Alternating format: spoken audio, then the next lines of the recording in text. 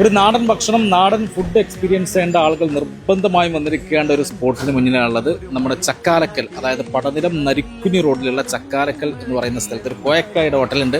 ഞാൻ പലതവണ വന്നിട്ടുണ്ട്, പലതവണ ഇവിടുത്തെ രുചി അറിഞ്ഞതാണ്.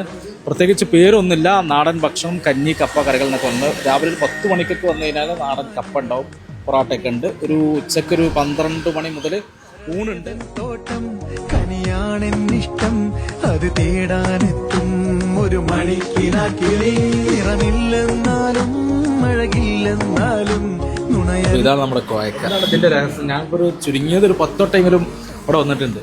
എന്താണ് ഈ ഭക്ഷണത്തിന്റെ രുചിയുടെ രഹസ്യം എന്താന്ന് പറഞ്ഞത്? നാടൻ ശൈലിയിൽ ഭക്ഷണമാണ് ചൂർണ്ണങ്ങൾ ഉണ്ടാക്കുന്നത്.